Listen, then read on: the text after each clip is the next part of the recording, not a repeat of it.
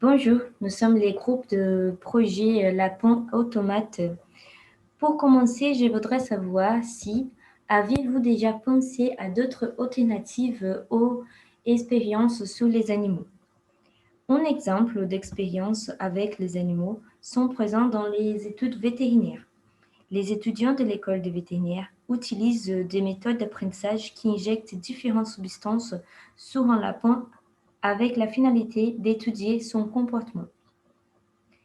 Depuis nombreuses années, dans les TP de physiologie, les étudiants de l'école des vétérinaires ONIRIS utilisent des méthodes d'apprentissage qui nécessitent l'euthanasie des animaux tels que des lapins.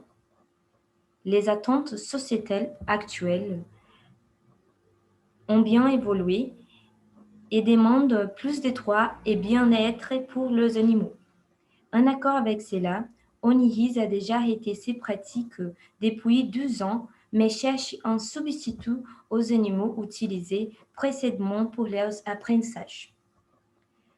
Une solution est de développer un automate qui simulerait les comportements d'un lapin vivant pour les travaux pratiques de physiologie expérimentale à l'injection des différentes substances.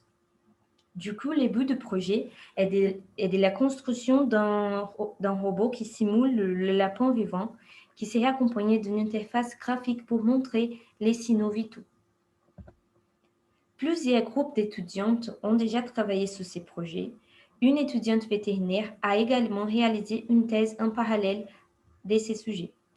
Du coup, la première partie du projet, c'était de reprendre le travail des années précédentes.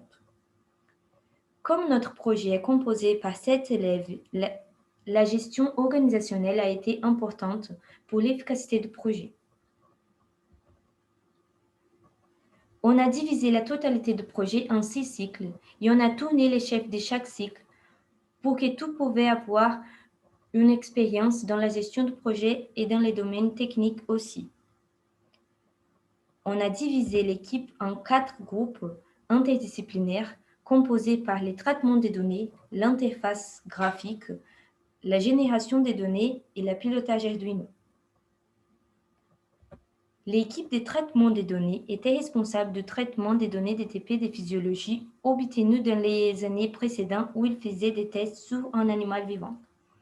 L'équipe pilotage Arduino a travaillé sur la maquette pour piloter les systèmes pulmonaires et cardiaques à travers l'Arduino. La génération des données était responsable de générer des cours pour élargir la base de données au-delà des données du TP qu'on en avait. Et l'interface Arduino était responsable d'intégration entre les étudiants vétérinaires et les lapins automates. L'architecture finale de notre projet est composée par une base de données Influx avec les données nettoyées pour les TP précédentes. Sur la base Influx, on a travaillé avec 2 applications. Chronographe pour afficher les courbes et LaudML pour la génération des données. À travers un service qui s'appelle AnyGrok, on a un accès Internet à la base de données locale utilisée par les back-ends qui est dans les clouds Iskalingo. La base de données de back-end est utilisée par l'interface web et pour le pilotage du lapin par l'Arduino. Merci pour votre écoute. Si vous avez des questions, n'hésitez pas à nous poser. Merci.